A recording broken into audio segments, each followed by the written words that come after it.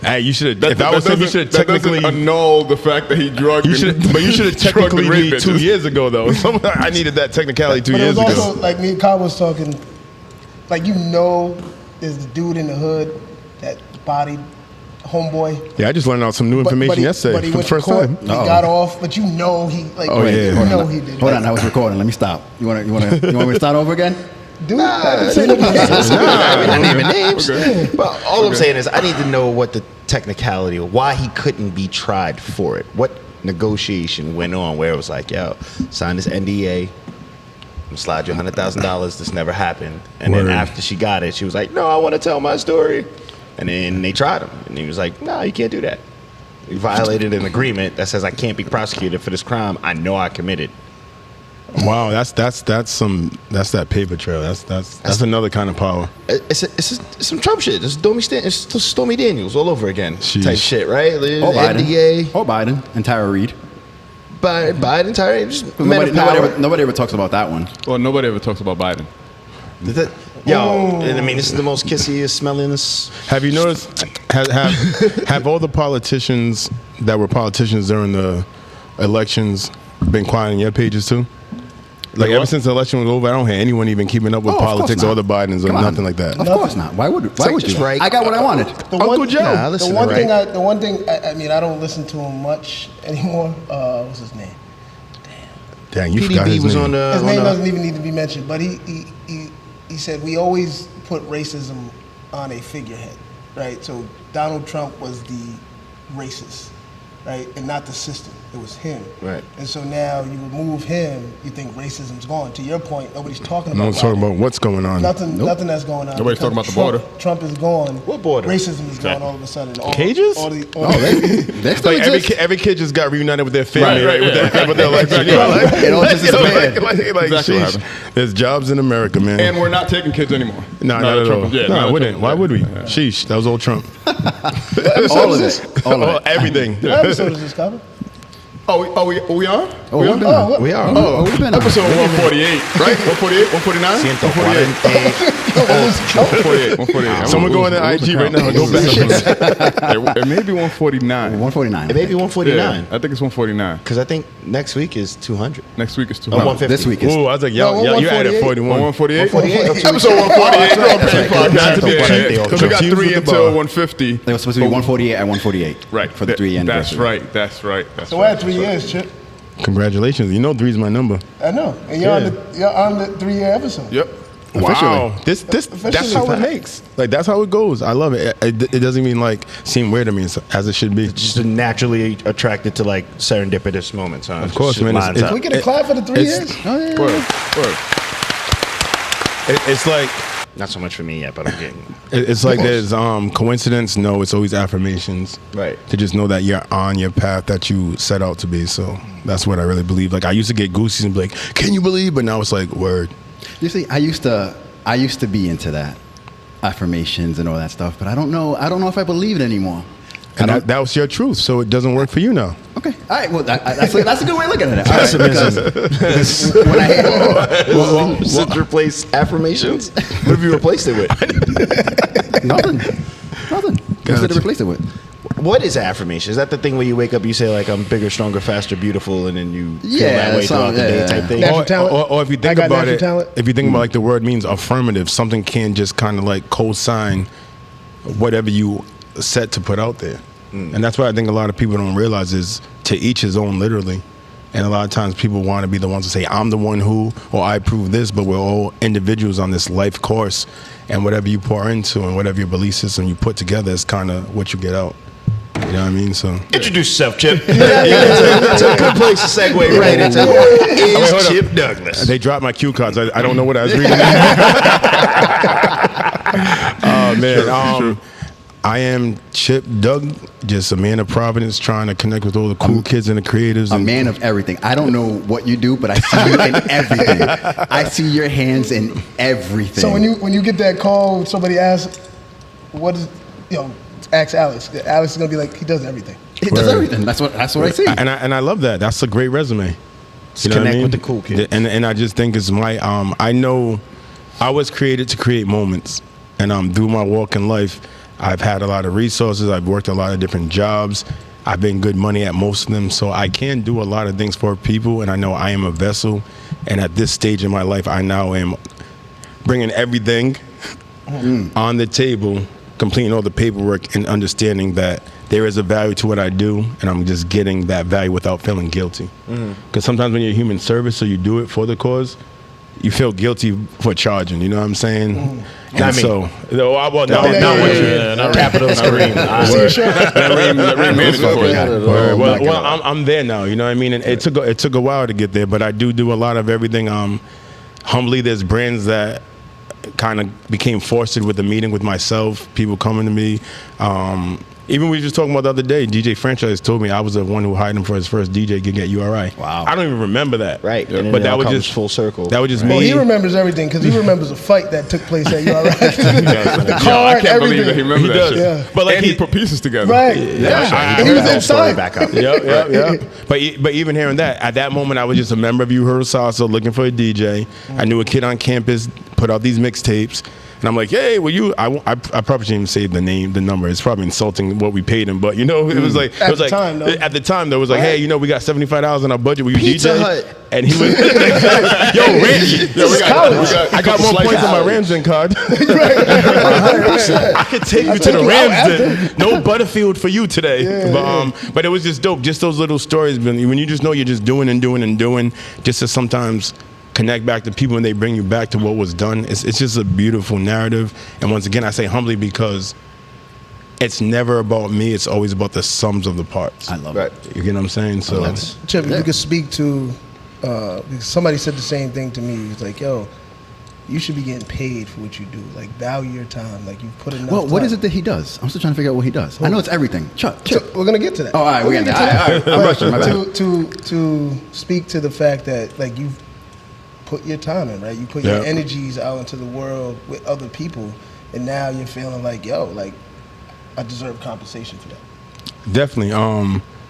Well, you kind of realize in a weird way when you know so many people what they're paying other people to do for them, and that what doesn't work. And can I jump in? You started like at a daycare with little kids. Fam, I was working at Roger's daycare center. Actually, that's probably when my connectivity Yeah, kind of Sean. Yeah, like, and that's another thing too. That's the crazy. crazy. I know we're gonna Access get there, to but mad baby I know mamas. it's gonna.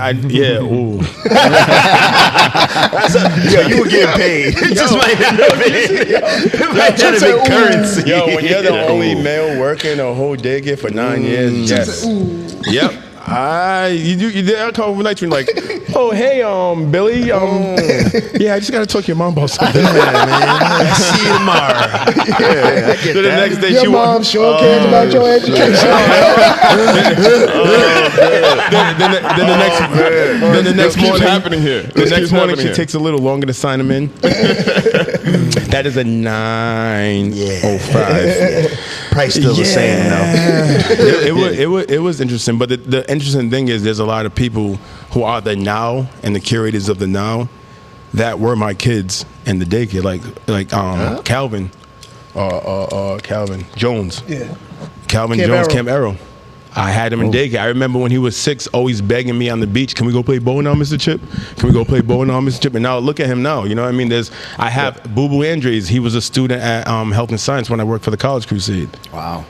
Taj and Mo, who do the fitness, they were my students at Pais. So it's like that longitudinal mentorship that a lot of people Shout out to disconnect from. Fitness Sanctuary. Without telling me your age, how old are you? Because I don't. Without telling me. How old? How can you reference something that's going to tell me how old you are without telling me how old you are? James Brown. I'll put it like this: my parents used to listen to Houdini in the car. And he's older than me, and I'm 41. Get the fuck out of here. Yeah. But he's not much older than me. No, So, I didn't. So I I'll say didn't. I don't mind saying it. Like I'm 42. That's a blessing to get to 42. No, yeah, it's a blessing. I just didn't think you were that old. I'll be 43 in October, God willing. So, and I love when we were born. Like the stuff that we've seen, the inventions, Right. the conventions, music. Moms and pops listen to Houdini in the car. Yeah, listen to French. Yeah, exactly. Sunday mornings, Temptations. When Like that freaks come out at night. Like I who's would that? hate to be born now and not have the knowledge of yesteryears, because these kids have nothing to reference. Like a love song is, and I nutted in the covers. Like, fam, like dudes is like kicking it to computer girls. love. Nothing. Like, girls, like, the love song now is like, I had raw sex with you and you should be like worthy of my semen. Like, that's what these guys are saying, but like, I go back to the Temptations, Delphonics, my parents slow dancing in the kitchen, me trying to break them up and like, that's nasty. That's Sunday morning cleaning. We say right? that all the time, that those early 80s babies, late 70s babies were born in the best musical era ever. For real. Because you still had 50s, 60s, 70s, 80s around you because your parents had it, and then rap was being born. Yep. Well, look at it, and we're old enough to know who that, like, DJ Khaled is now sampling things I grew up on. That's when I knew it was different. Yeah. So I'm at work like, hey, hold on, let me play you the original. You know what I'm saying? But at the same time, it puts them onto something too.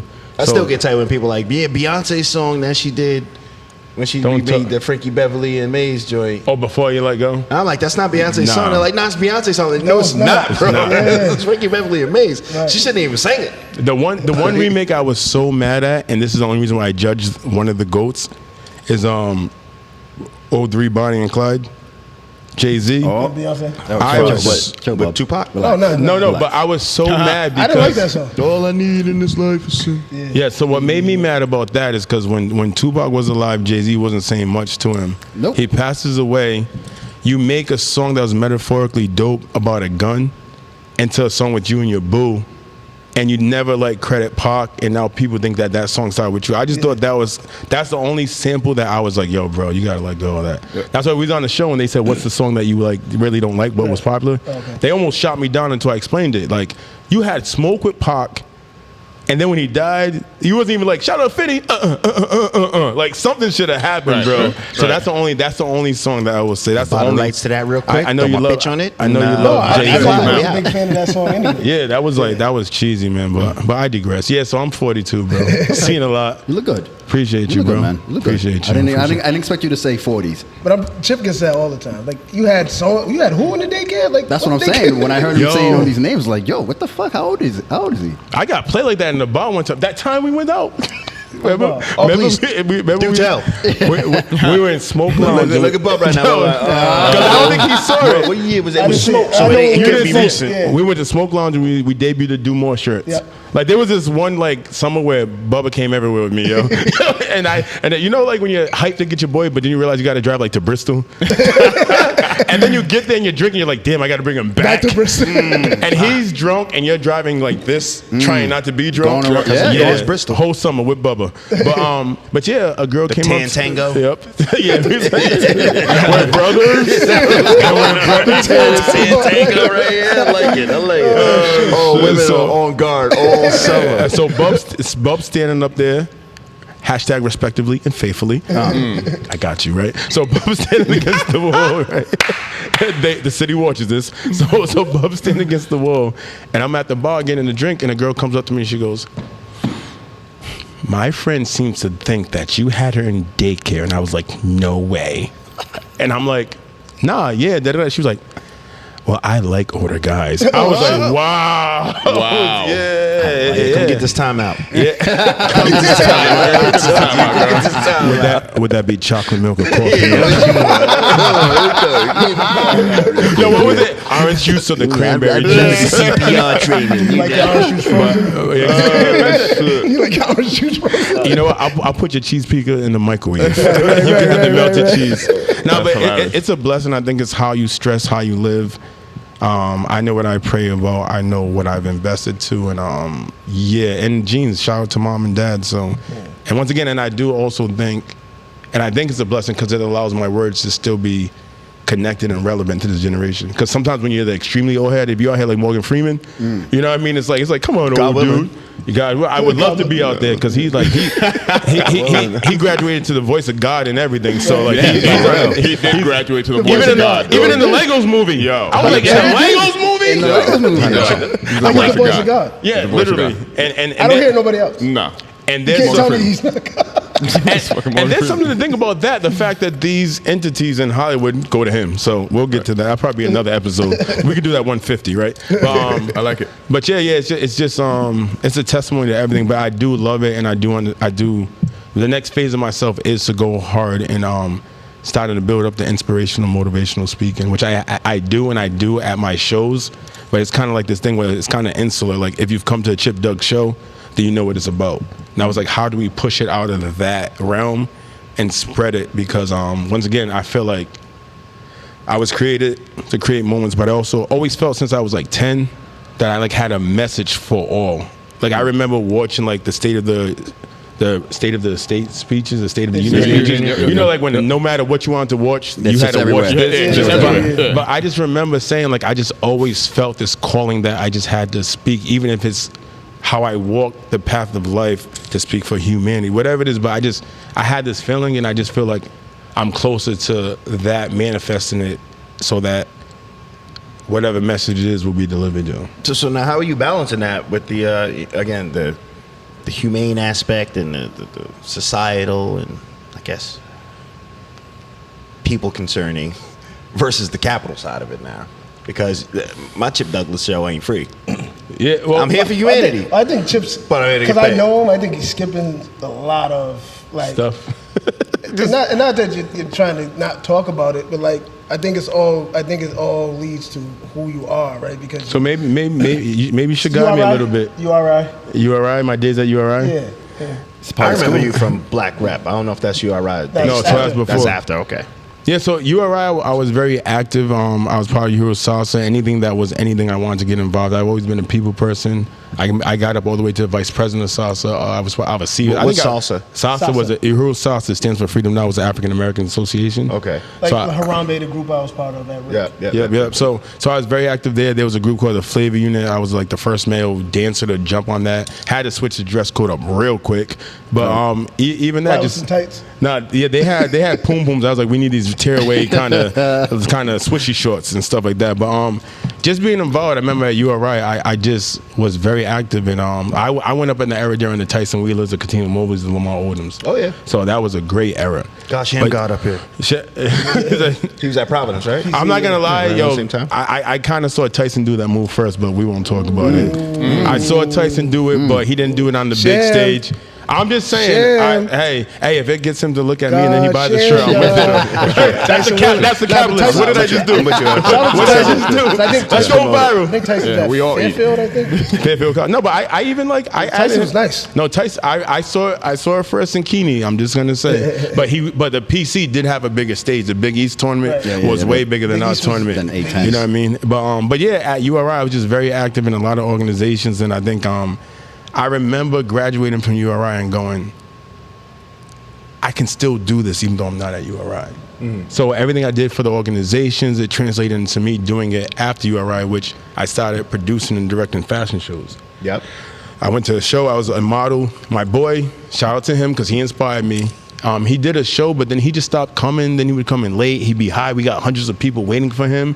So I kind of took it over, and it was just kind of merging movement, music, a little bit of acting and fashion, all to create like this show and these themes, and it was heavily choreographed and everything. And so that sounds very dope. Yeah, it was. We had a lot of fun, and so that CCRI show turned into the Chip Doug show in 06, and then rented out Gage Hall, and like this is before I was on social media. This is flyer days. This is real network days. This is models needing to bring their friends, but it was always, once again, the sum of the parts total the whole. Yeah. I can't do this without you all. Right. Like I know Chip Doug. Best way to utilize me is not to be like, and Chip Doug's gonna come to John Hope Settlement House tomorrow. It'll be me and my sons probably. You feel me? But if you tell me, can you do a Chip Doug show? We're looking for this. I can put together and curate an event that will hit all the target elements because the shows are always done from the audience perspective. Right. It's not about me. Right. You know what I mean? We're gonna hit you with enough stimulus, but also knowledge and education, so that you're gonna clap and you're gonna walk out feeling good. Right. So it went from the Gage Hall shows where I had DJ Knockout DJ and Chachi performing, Stars of Mirth, Case Closed, Explicit Dance Group. Who else? John Hope. So it went from that, and that was received very well. We made a lot of money. I made a lot of money, but it was also just fun to do it, but just learning how to do it. And then gradually the fashion shows turned into what I'm doing now, where I was around a lot of talent, around a lot of musical talent, and then I kind of just took all of my friends and kind of categorized certain shows and had themes to it. And so now I kind of have annual shows, which is Estro, which is a show featuring all dope artists who are women. Yep. I say it that way so it doesn't seem like it's a subset of anything. It's not a charity show. I just know a lot of powerful sisters, and they deserve this stage. You feel me? It's called Estro. Estro, short for estrogen. Yep. Yep. And then and it's done a certain way. Then I have leaders of the new school.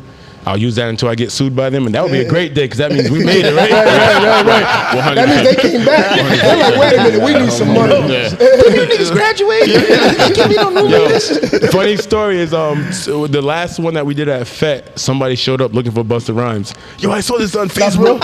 I kid you not. I gave him his money back and said, just come get some drinks.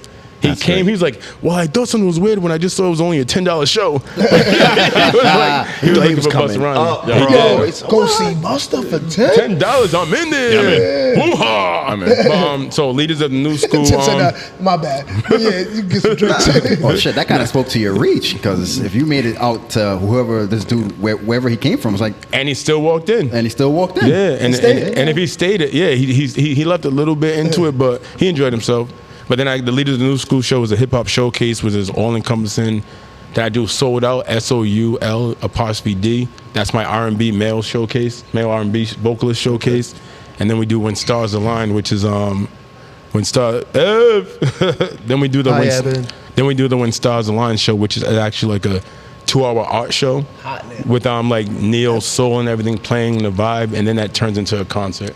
So that's in Fed Ballroom. So now, when you say art show, is it like displaying physical pieces of art? About 20 to 25 performance artists who have their shows, their art displayed and for sale, mixed with maybe 2 or 3 vendors. Yep. Because I do want to capitalize on the art. You know what I mean? I do want to showcase our businesses. Fucking manager. You hear this shit? But I do.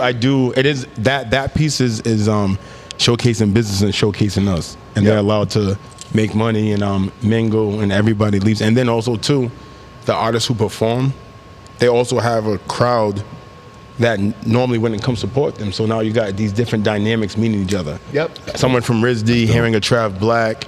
I've been fortunate enough the last couple when Stars Align. Raish performed at the last 2. When she first before she took over with the Atlantic Wing, there was about 3 months when I was working with GDE, shout out Khalid Mason, and kind of helping place her to get her experience and get her performances. So I've been fortunate to be both an Atlantic Records signee at my show. You feel what I'm saying? And now she was number 2 on the R&B chart. So that's kind of how it's vibes in there. Well attended, great energy. Do you sit back and think about, yo, I did that? Not in like a arrogant way, but like you know what it is? It's always after the last person's gone. No, it's usually when I'm on other Snap and I see other people snap from the show and I had no idea they were there. Because when I don't know if you guys ever put on an event, you're in go mode. Right. You're getting cancellations, you're getting this and that. So I'm just always like, you're not even seeing the people that you're dapping up. And then you feel shady because you got to dap them up so quick. Right. And it's like everyone wants to talk. Yo, Chip, next show. Yeah. Yo, Chip, how are you? Or just genuine connections, and like you just kind of at some points got to Chip just walked by you. Bastard, asshole, fuck him. I want to do his next show anyways. I ain't coming. Yo, you know there's a diss track out there on me. So I'm sorry, it's funny. Like directly? Somebody spit bars. Indirect. No, literally. It doesn't say my name. So backstory, right? Franchise is saying, he was like, yo, I just had this rap on my show, and she told me that she kind of was a little salty with you, and she kind of dissed you in the track. They recorded on Franchise Report? She didn't put it on there, but he heard the song. You know, Franchise. Franchise is the instigator. He's your best friend, and he's the villain. Yeah. So she tells him the story because she's like, I didn't know he was on the morning show. And so then he was like, well, what's the story? She goes, nah, I approached him, and I feel like he didn't even listen to my music, and he just brushed me off. And I kind of got mad. So then, right, so Franchise tells me the story, right? Next week, he told me he wouldn't play it. Out of love. Yeah, I'm like, yo, fam, like, I'm at work, right? We always play it. And I'm hearing this track, and I'm like, yo, this shit's hard, right? And I'm just like, I'm bobbing my head. I'm like, yo, this shit's hard. And I'm about to do what I do all the time. Yo, who's this? And then I hear, that's why you're 40 years working at Expressions. I said, And then it's like my staff heard it, but no one said nothing to me. So then when I told them the backstory, they were like, "Yeah, I heard that. That was kind of awkward." She said names. She mentioned names. She just said that, but that was towards me. Oh, she wasn't dissing you. Nah, you cannot. It was If it ain't directed directly at me, and don't respect it. Now that all of the words are coming together, this shit hard. I don't know who she talking about. Yo, She I- going in. This nigga got the same occupation I got. What the fuck? But my thing is how dope is it? I'm not a rapper and I'm in a diss track. That's a come up, yo. I'll take it. 100. For real. I never said her name because All at the press is time good press. she had 6 followers and I didn't want to have 10. Yeah, that makes sense. I like it. But I think what Alex is saying is like, You gotta be petty sometimes. J-Line, like sometimes you need your ego. Got to remind these fools. Oh yeah. And I think that's what the phase, and that's what the phase of, even with this Leaders of the New School show, what I did different with this one, because how do you make something that you've done for 8 times before that's different? We dropped a mixtape with it. So there's a mixtape hosted by DJ Franchise, and we're just talking. I'm talking about the artist, and we drop the tracks. And then the bonus side is the artists that are in my shows, those that were on the Franchise Report freestyling. We play their freestyles. So now it's at this point where like, we've been freestyling, we've been chilling, but how do we now show our city this circular effect where, okay, Chip might not see who he is, Franchise is still humble, doesn't see it, but now we see this vision and we can still be valuable. Because it's still not about us, it's about value, because we've seen DJ Bucks rise, we've seen the artists that kind of made it but didn't. My uncle was in the Body Bag Boys. They were the next best thing, supposed to sign the Flavor unit, Queen Latifah, until someone really caught a body. You feel what I'm saying? So like we have this kind of reference to what could work and what has worked and what doesn't work. So if anything, we could definitely just help you make less mistakes. Right. And then Franchise also doesn't know how he's viewed. I got the rappers like, oh my God, like Pharoah Jackson, he's in my show. He said, I didn't think DJ Franchise liked me because I DM'd him and then he never responded. I'm like, bro, he's not even like that. Do you know how humble he is? And he was so busy. So then when he heard the tape, he was like, do you have this recorded? So I showed him the video of us recording it, and once he saw a Franchise just go like this, he's like, he likes my song. He likes my song. And he was so giddy, and this is like a kid in his mid-20s. Yeah. So even Franchise seeing that, so now we're at this point where okay, it's done. We're fortunate to be our age. We're fortunate to see what we see, but we're also blessed to still be relevant. But I think and still be part of the culture. You're not doing it for yourself. It's never for yourself. Because if everybody, a franchise was out, because franchise could easily be like, I did this, I did that, and it's all about me. I could see a kid or a person saying, "Oh, he's arrogant. I ain't fucking with him." Mm-hmm. But because what you do so much is for everybody else, obviously you get some enjoyment out of it. But like you said, you're a vessel. Right? Yeah, you're definitely. here to use your talents to put other people on. And I think the people like yourself that do see it recognize it as a talent, whereas the people that don't know are like, what the F is this guy? But they do understand that if I walk in the room, it's a great reception. There's All he does is get people together and just puts the show on. I mean, who could do that? And you mean they laugh and have fun and love and hug after? But everything. I still think it might be a little too humble for me. All this, I do it for other people. I do it for the world. I do it for the world. You gotta sound like Michael over here. I get the positive. I just love people. Impact. I want to leave a positive impact, an impression, a legacy on the world. For the world, and also for me. It's a driving force in who I am and how I want to live, that when we meet, because I only get that one chance to meet you, you know what I mean? I want it to be positive. I want it to be on the up and up, and hopefully you've enjoyed your time with me.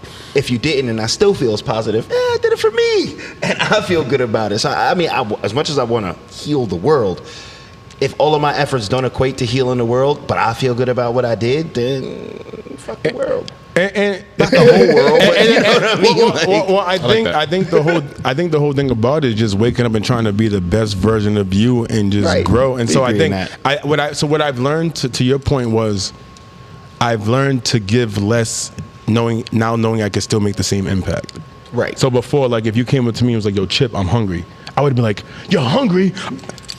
I got lobster, I got chicken, I got stuffing." I'm like, can Chip hear my stomach growling? Because I am actually very hungry, Chip. Hey. I'm starving. So, You got you. You see it. watch what comes around that corner now. But it's like I can make you this whole spread, right? And I'm just going. Then when I stop, you're like, yo, Chip, fam, I appreciate it. But if you let me finish, I was gonna say I'm hungry and all I need is a fork, because I got lunch with me. So I was doing that. I was making a spread for anybody and everybody, not ask, and then being depleted and not understanding that you should never look for reciprocity if you're doing things with real good intentions. Right out of your heart, right? You know, I love that. And Yeah, so love that. now I'm at the point where if you go, Chip, Doug, yo, I love the fact you do your shirts. Where do you get your shirts done? Instead of what I used to do, put you in my car and bring you to the guy and introduce you so you can cut the line, here's the email. And you're just as happy. Yeah. You feel me? Like I felt like I had to give so much, and then I was That'd be the depleted. next time. Oh, you love my shirts? Hey, this is the price. Of my shirt. I can get whatever shirt you Well, want. I might never go that code, but because the nature of how, but no way. If you I make like this them guy. shirts, But I it's- like Chip. But it's like because the nature of how it came to me was so smooth and humbly, you still got to embrace that because that's how it can manifest for others. Like literally, fam, I'm telling you right now. I believe. I did the fashion shows. All right, let's go back to that first show at CCRI. I'm like, yo, you need a logo, brand recognition. My son's mother, back in the day when she was madly in love with me, I was like the subject of all her art projects. So she did this drawing of me where the subject was shades and vectors. So it was this ill drawing of me.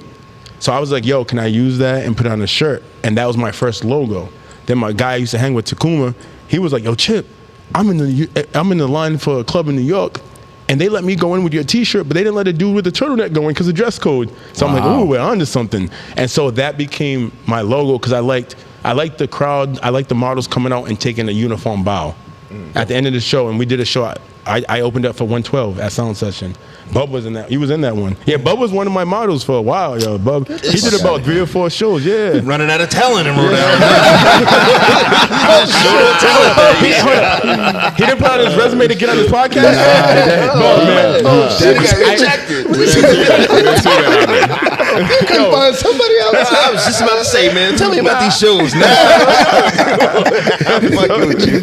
Yeah, so Bub. I deserve that ring. Now you know I'm Bub fucking with you, deserve bro. that. He's not a young Chris Brown back then. I don't know what year this was. For real. So we did that, and then one of my guys brought his friend into the show, and his name is Deontay Noble, and he had this brand called Crack Artist. And we became friends, and then we kind of did this little thing where we would just support each other. We kind of had a little group, and we just would do parties. We would show up, pull up, do things. And then he put a cartoon version, because he's a graphic designer. So he put a cartoon version as an avatar of his own face. And I'm like, can you make me one? And then he made one for me and everyone who was in our crew at that time. And it was this face right here. And I just put that up as my profile picture. It's just Facebook. I don't know much about Facebook. It was cool. Right. And the first message that said, yo, you put that on the shirt, I'll buy it. The rest is history, bro. So that's what I'm trying to tell you. Like, it came that way. Then you started selling shirts. Definitely. And then- Definitely. Now I don't mind if we give it. What was my man's name? Crack out. Deontay Noble. Deontay Noble. I don't Yeah. mind. Hey, I sold it for $25. I'm gonna kick Deontay $5 for every shirt that I sell. That part's cool, whatever the percentage is. But No, but what I'm saying is, people willing to buy it, I'ma sell it. what I'm saying is, I wasn't looking for it, and it happened. I'm saying that It came energy to it. behind what I do will never change. Yes, I might like be more pragmatic and more focused and direct about my outcomes, but I'll never be so tight and so business, Nah, that makes business, sense. because then I'll lose who I am. And it came to me as I am, so I can't lose the essence of myself. see, but that's why me and Al beef so much is because I think there is a balance. I already told you we'd be I'm best friends balanced. if you weren't a capitalist. Yeah, We'd be best friends. Yeah, I've been watching Rick and Morty too. I'm definitely Uncle Rick. 100%. Uncle Rick. 1,000%. That's funny. But 100%. I think there is a balance where And I agree with you. And you can justify even the capitalism or the aggressive capitalism approach with, because to me it's never about how much money you have. It's all about what you do with your money. Right? That's how I feel about it. So And I if- know Boo, shout out to Boo, he told me, he's like, because I was always wondering why these people go to NBA and just mess up. And he's like, without the right transition, $1 million makes you 1,000,000 times more you. You Yep. feel what I'm saying? So I do agree with you, and I'm finding that balance. And I think it's enlisting people of other mindsets to keep me focused. Because I have an artist mindset. I'm just like you said. I'm just skip. Oh my God, this happened again. And so now I'm kind of toning down from that to going like, I understand how it's played out. Now, let me write down on paper what this next leg of what I need to happens while doing the paperwork, while consulting someone who's done it before. Which would only result in bigger and grander events that you can host. Again, connecting more people because you're Malcolm Gladwell's connector, right? That's what you are. You bridge gaps in different versions of people and for example, together. PVD Fest coming up, right? A lot of people are looking for the main stage. But a lot of people will take what stage they get. I'm not a singer. I'm not a rapper. I don't do any instruments. But I've locked in minimum an hour set on the main stage to do what I do. Because you personally. Which will include the people, because we opened it up 2 years ago. Yep. So that's where you're right. So that's where the reputation, the connections, and then people seeing the resume works. But then also too now, what I do with that time slot is reach out to everybody, and I'm going to put together a smorgasbord. By the time that set's done, I'm saying it right now. This is me changing a little bit. All right, owning it. Feel that. That hour at PVD Fest is going to make someone look up after and go, "They're from Providence." Yep. That's literally my objective. I like it. That's my objective. You feel what I'm saying? So, and to your point about it not being about you, you may not be the person that they remember the most, but it will be one of those people that you brought up with your hour of time and gave them that stage, that platform that now as they grow, and hopefully everybody does, it's all that reciprocation. It all comes full circle. Definitely. And I know it's on me to always put together a product to demand the demand.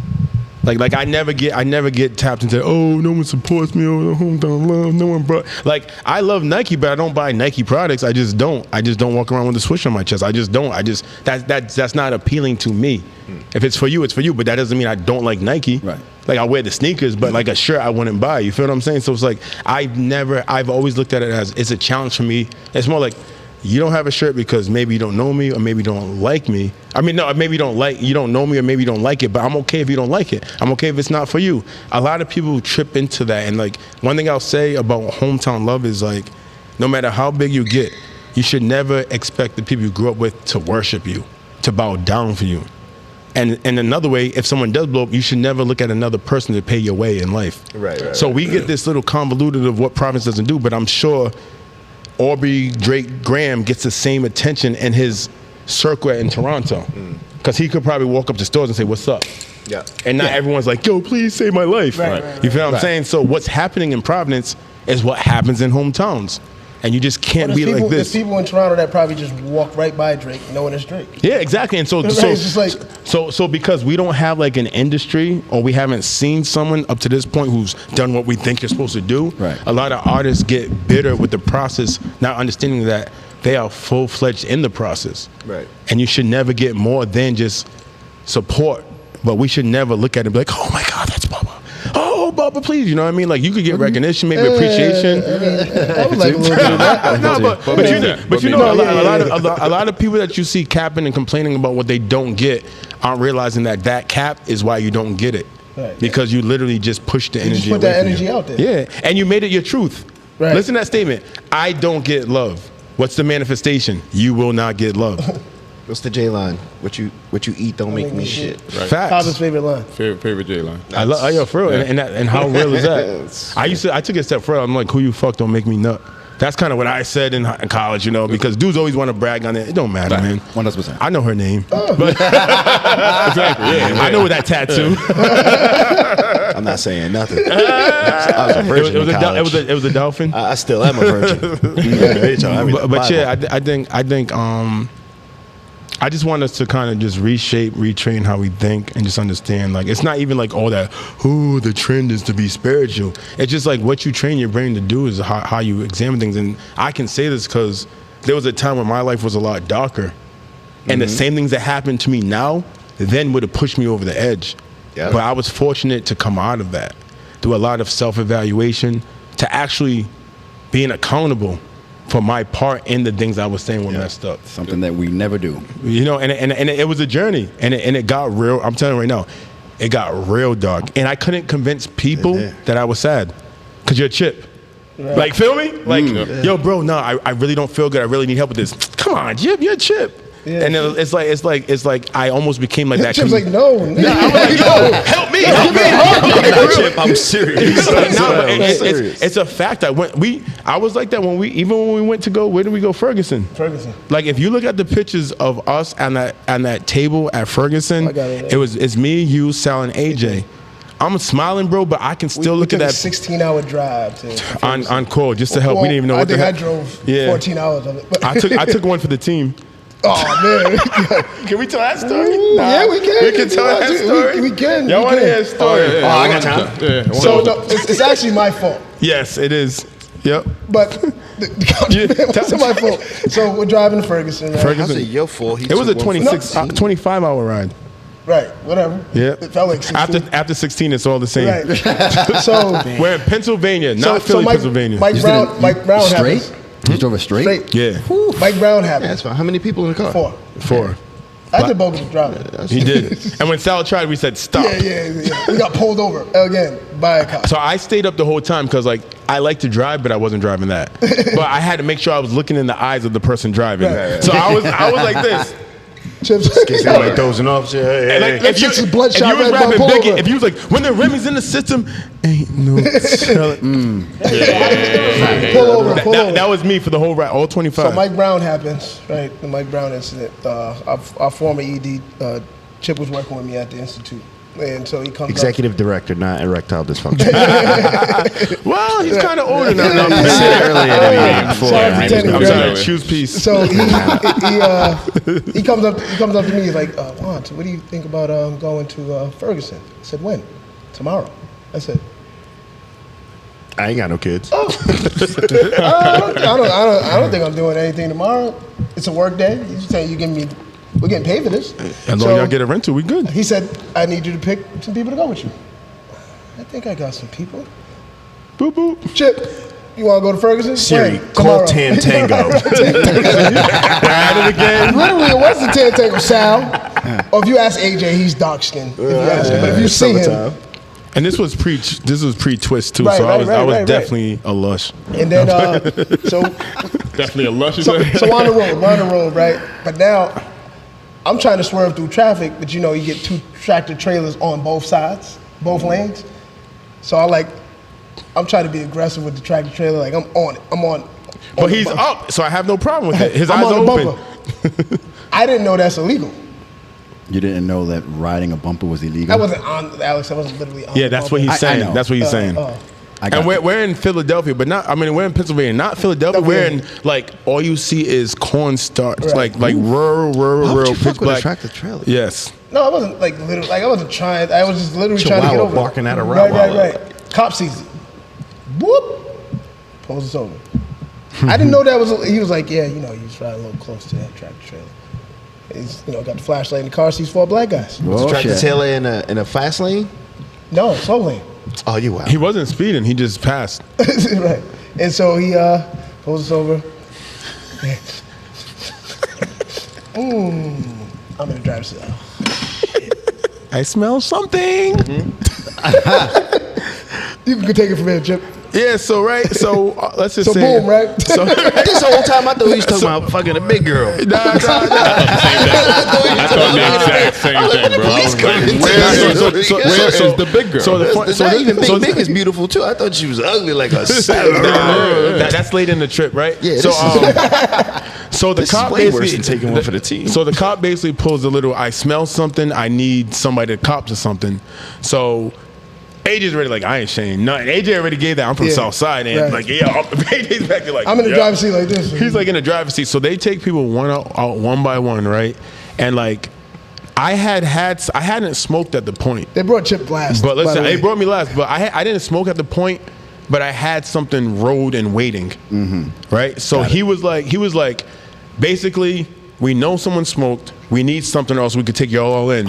And then then I go. Where are we? So I'm Pennsylvania. Like rural scary. area. 3 a.m. So I'm gonna tell you what I said. So I get out. So my business card at the time. Put out the business card. Yo, you're tailgating a tractor trailer on the slow lane at 3 o'clock in the morning. And heat in the car. What is? I'm trying to get around the tractor trailer. Protest rally. Where's the responsibility here? What are we trying to do? I already caught. I said it was my fault. He did say it, but I took the blame. But we're gonna get to I that. take my business I card. understand you took the blame. You're still not explaining what you were trying to do. I was trying to get during that around. moment. I was trying to really. I was going through lanes, and this tractor trailer just happened to be in my way. Yes, he was. He had a I long was trying to ride. get there. Business card. So I gave the business card, and so he said, "Oh, so you're the director?" I said, "Yeah, these are my employees." And, I didn't know this. and so I was just like, I'm taking on a lot here as a director, and I know I never knew this. I know they wouldn't do this to me. I know they don't smoke. Somebody might have. He's like, I'm they trying bastard. I want to to. take No, my job. I'm trying to get the cop to be like, "Oh, okay, so I believe you because you're the director." Yeah. We're going to see Shit, Mike that didn't Brown. work. No, he didn't. Don't say that. Don't say that. No, didn't say that. If we get to the next police stop, that's Sal said it, and the cop was like, "What you want to go down there for?" White cop. What the fuck you doing on there? Why you want to go down there? You don't like cops or something? So Bubba says his piece, and I'm like, yo, honestly, I'm gonna just give up the little sack I have in my shorts, because that's so small. Will be alright, right?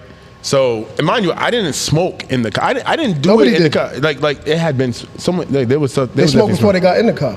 Nah, it was an early session. Yeah, it was I'd say early that. trip, so It's you okay. gotta be witness now, It's though. okay. So, but anyways, they exploded, right? So I knew I had this little nugget. So I'm like, I go in the back. They're like, yo, I'm like, all right, officer, it was me. I got something, because I feel like we're going nowhere, and they could have took us all in. You feel me? Yep. So I go. I'm like, yo, bub, pop the trunk.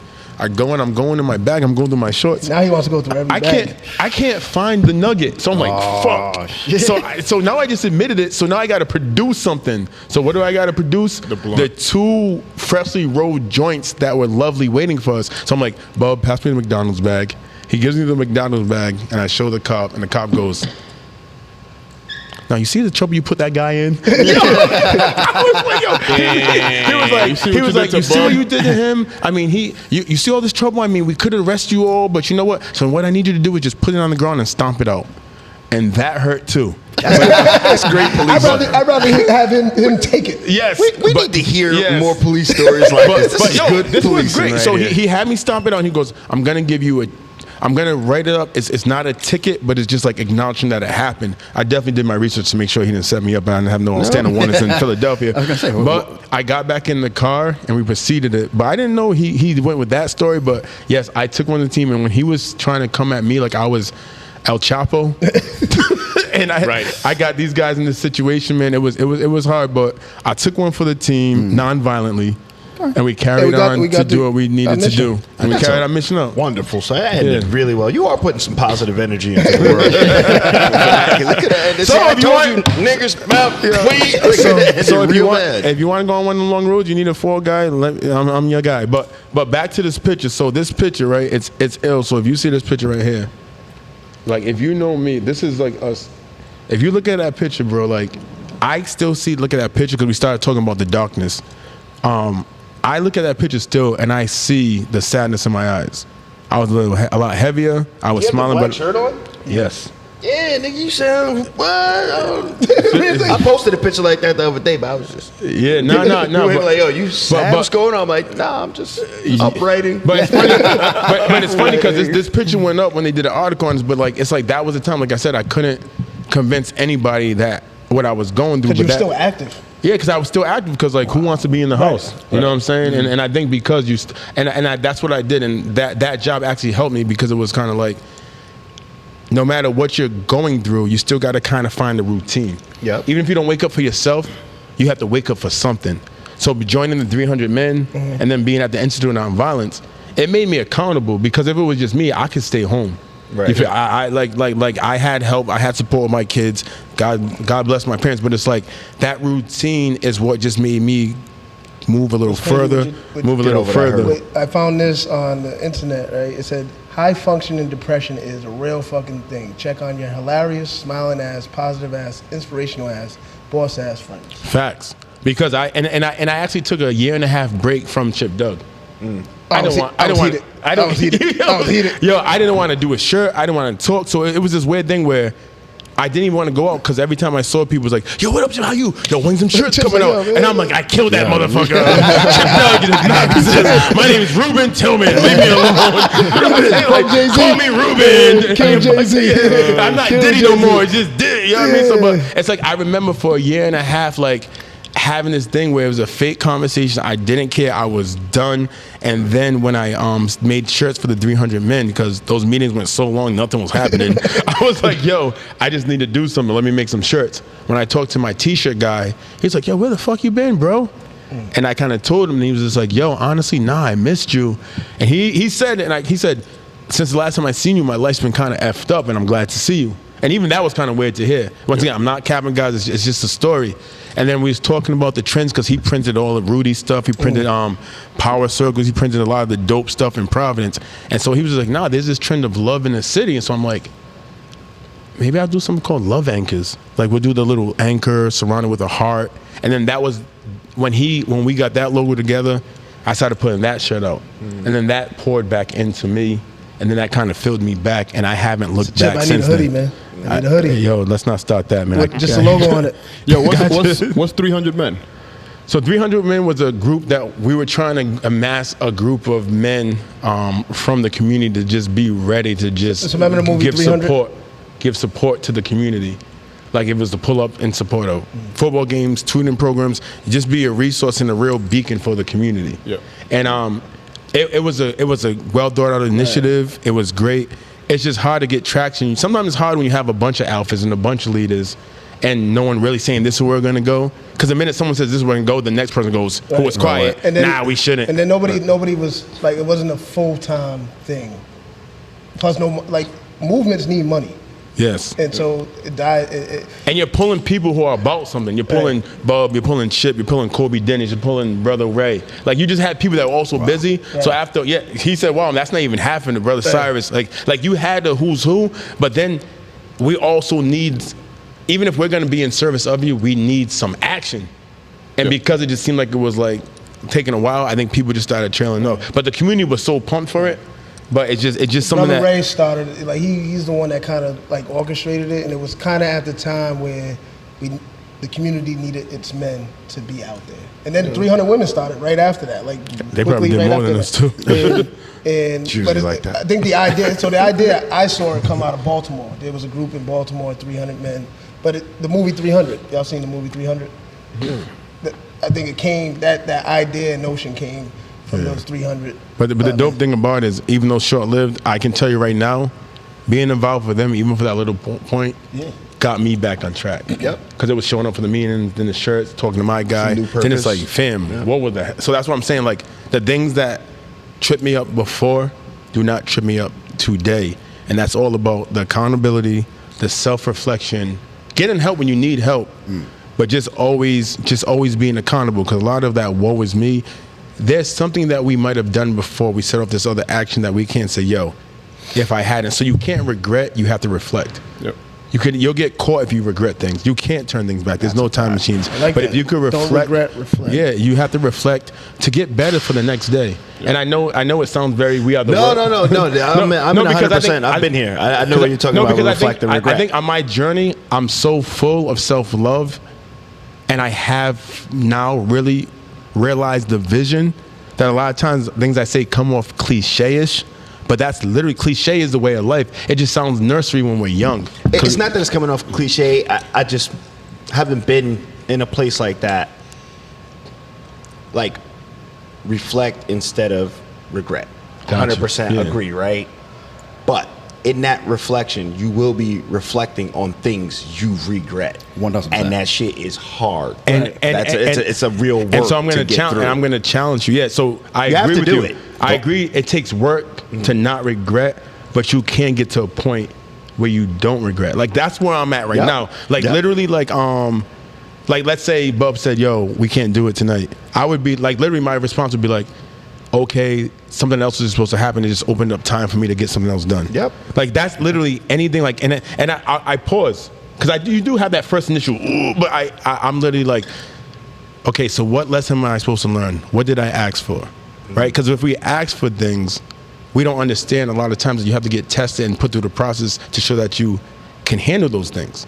So the regular human goes, hey, I'm broke, I want money. And then they just think that this magical bag of gold is going to fall in your lap. But they don't understand that life's going to twist your life to the point where you got to be more frugal. Or you got to get a second job. Or you could prove that you could work with the money that you have now. And then after you go through that, which takes moments, I don't like time, it's kind of man-made, but takes series of moments to show that you did learn something, then that money comes, and then you're blessed. But then that series of tests happens again, because now what are you going to do with that money? Are you going to go buy sneakers, or are you going to apply it to what you would have when you said I was without? And no, that's I'm in agreement with you. You get what I'm saying? So I think for me, when I think about what the moments I regret aren't hardships. Hardships are like welcomed. Like I enjoy that shit. Like living through that I like patting myself on the back when I'm done and I get to the other side of it. It's the self-imposed hardships. I got the ones that I knew I had control over changing, and I still chose to do the dumb shit. And now I put myself and my family or anything like that in jeopardy as a result. Those are the moments that I regret, and those are the ones that you still have to reflect on, take accountability for. But when you're looking at yourself in that and you see the ugly of who you are or who you could be, and you're like, I don't want to be this person. You still got to see it though. You see it. But it's still so to me, regret is more that pause and woe is me. That's still kind of a reflection. I'm not saying it's all roses and berries. I'm not saying like, because you know what I mean. It can be very just diplomatic, an assessment of yourself. But to me, like when I think the regret is what makes you do a whole moonwalk back before moving forward. You definitely need to sit with it. And but when you go like, okay, so maybe I didn't pass this test, but I'll do better next time. Just affirming you'll do better next time is already that reflection moving forward. Instead of just sitting still. Now it's like, I'm going to do better next time. And now this is how I'm going to do better next time. Apply that application, next step, right? Assessment, application. And that's kind of also another term. That's kind of what stopped happening in our school systems. You know what I'm saying? Like it's like they're overly assessed, but there's no application. Right. So when you see what happens with that. I would also say that you're holding a grudge. That's not a regret anymore. If you're able to reflect on something to the point where you know you can hold yourself accountable for it, and you know what to do to rise above it, and maybe you've done the things that you needed to do to rise above it, then that's behind you now. If you're still holding on to that, that's probably a grudge. No, that part you I have agree on yourself with. Versus it was you have to forgive yourself for that type of shit. It's just the way that we said it. The way Chip said, instead of regret, reflect. It's not cliche. It's a very factual thing. I believe in it. But it came off like it's easy. Oh yeah, nothing's easy. I'm not saying hold on to it at all. I'm just saying that shit, that reflection part is hard. This is when you're talking to the 42-year-old version of me. You feel me, fam? You talk to me at 21, fuck the world, Kanye. Right. You know what I'm saying? Like young Kanye. So and that's the beauty of life, and I think that's why I love what you all are doing, is because you guys are creating time stamps in the culture and in the fabric. Thank you. Because 3 years ago, even y'all were in different places, and the people you interviewed 3 years ago are probably somewhere different then. Right. Whether they're reflecting or regretting, right? So it was meant to be this way. Always. Yeah. Always. All right. I'm not mad at that. It's a time Stick stamp. got food for one, bro. That's our manager. That's our manager, by the way. Hey, what's Darcy over there? Different, dog. Hey, what's Darcy? So me and Coach. We were supposed to be at 148 today. Yeah, I'm gonna tell you what. I got a regret to the left of me. but he's reflecting on how good his food is. Exactly. but it's probably a combination of both. But that's why I enjoy these moments. Like even when Bub was like, "Thank you for saying this," I was like, for someone to acknowledge you, to want to spend time with you, even if it's to figure out what they don't know or whatever. That's a blessing. That means you're in your purpose and you're moving in the right direction. You get what I'm saying? Like, 100%. And I'm very big on a lot of signs and everything. But like the crazy thing is, it's like I didn't really do any research on it. It's like I kind of just paid attention to patterns and then applied things to kind of be my time stamp to know I'm doing the right thing. Like the number 3, like I am Ruben the Third. I just saw these commonalities. 3's a crowd, 3 times lady. I'm just like, yo, why is the world fascinated with 3? You feel what I'm saying? And then when I just did a little more reflection, I'm just like, you know what? That's going to be my thing to know that I'm on the right path. And there's times when I'm almost in that doubt and I look up and like there's a fire engine that goes by with the number 3 and I just go, you feel what I'm saying? But that's kind of like what I've extrapolated, you know, like I've never wanted to go to psychic, never poured into superstitions, because having someone else dictate to you what things should mean for your life. Fuck up your mind state. And how you live it vicariously through them. You feel me? Nervous with their prediction. Right? Yeah, like you can validate the wrong stuff, and I like that you said that, because I also realized that even when I post on Facebook, even though it comes off very positive, but it's a way for me to show people that I'm still trying to search for the lessons too. Because I was in that gloomy spot where it might have been like, not F my life, but like, why do people do this? Judgmental and da da da da da. And like sometimes when I see my memories, I'm like, who was that person? You feel what I'm saying? I think we all do that. Yep. But now it's kind of like, yo, like, I just learned this, and it might have started in a very ratchet thing. It might have been like, yo, fuck Bub, man, because he didn't do this. But then like by the time it gets to Facebook, when thinking about the people you hang around, just make sure just make sure that you're around people that only pour into the positive benefit of yourself. Hashtag fuck Bub. But it's like, but that's that lesson that's really reflecting. Not the end of 10 Tango. We broke up already, man. But it's true. Like, you know, you have to own it. Like, we have this thing called the social network, and a lot of us see each other less, but we see each other more now. Right. Yeah. And you could choose to see each other more. I see my cousins all the time. I ain't seen them for decades. But it's kind of like how what you put up can tip someone's balance if they're going through something. And I just personally try to own that. Right. You know what I'm saying? I positive, yeah, and even productive. You know what I'm saying? Because I think a lot of times people think positive is lack of negativity, but it's just also what you're trying to push towards. Right. Evan, favor? There's a lot of movement in positivity and being productive too. Like, you can change the way that you think just by being productive. Like at the end of the day, you'll be like, I haven't felt a feeling all day. Like I haven't felt mad, sad, happy, excited, and nothing. Like I'm just producing, I'm just going. Sometimes if you're going for weeks at a time, you can think back and be like, man, before this, I was probably a little sad about something. Why was I even feeling that? Why wasn't I even feeling that? Like I told you with the darkness. And it even starts with language. So for example, a lot of people say, I can't wait for this to happen, but the truth is you can. But so what I say is I'm looking forward to it happening. Just even that, just saying that enough, it just changes your outlook. So then you kind of remove the disappointment if something trips up, you feel me? And there's a lot of little things you could kind of practice with your language that just kind of manifest different perspectives. Yep. And then it just kind of leads you. Like I wake up every day, I'm like, work's lit, my kids are lit, everything's, but I do have challenges.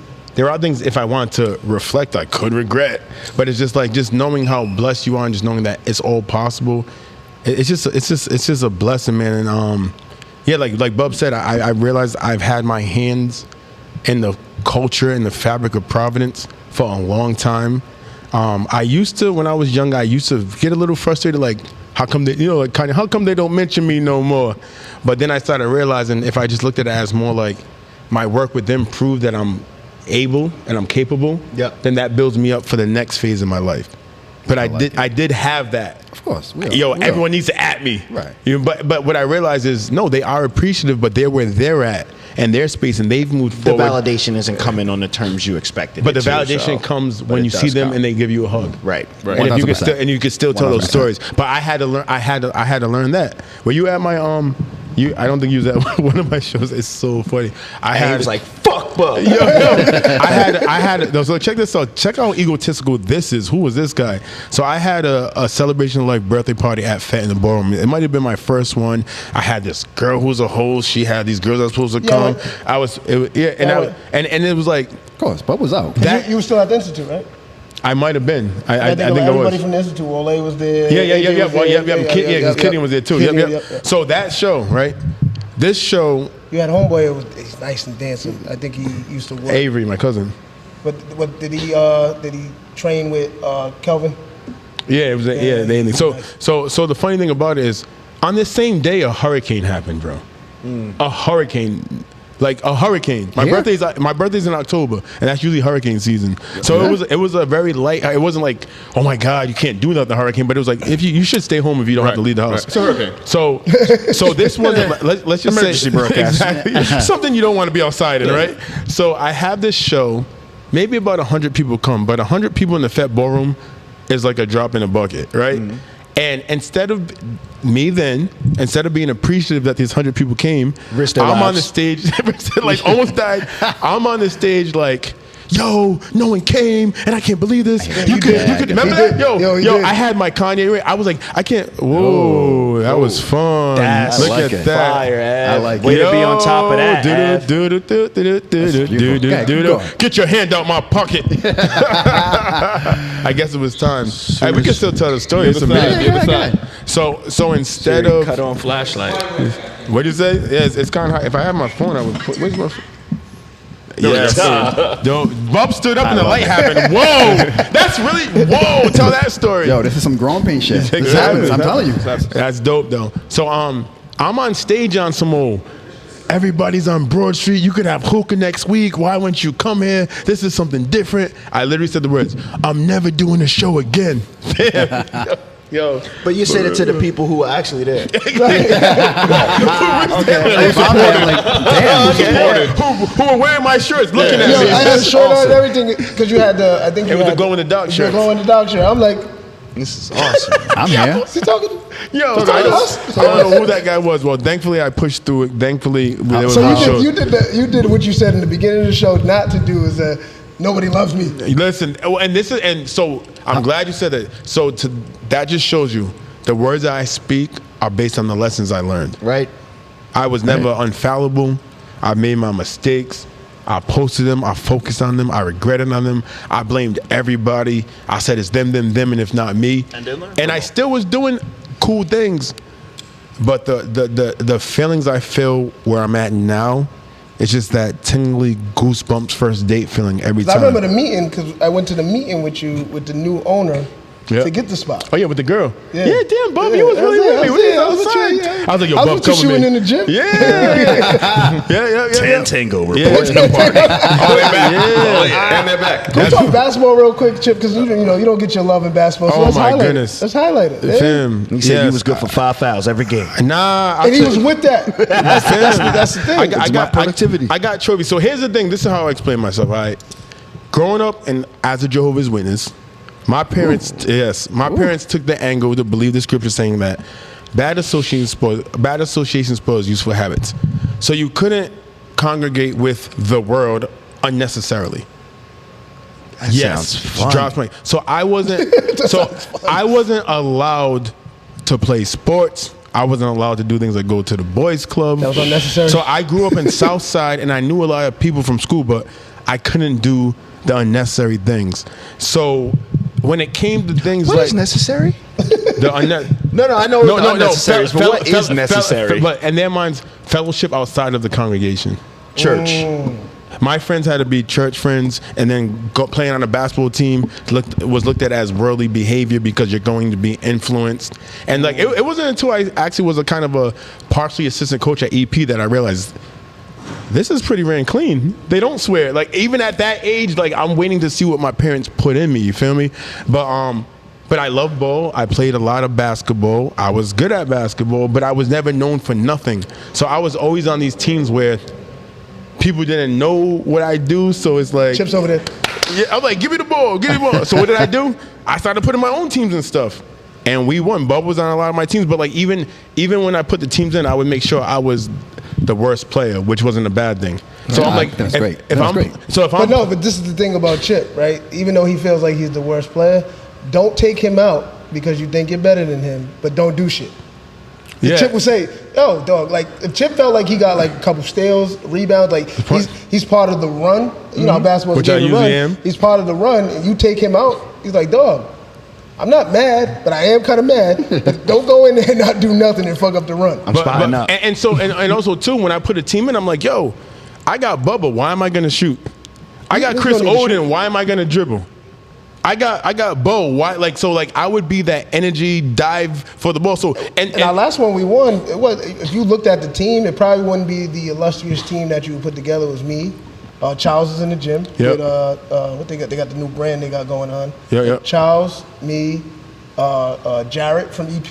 Yep. Like you found Calvin. Jarrett. Jarrett was walking around the court. Jarrett, you on the team? Because we only got 5. We ain't gonna last with 5. Calvin. Yep.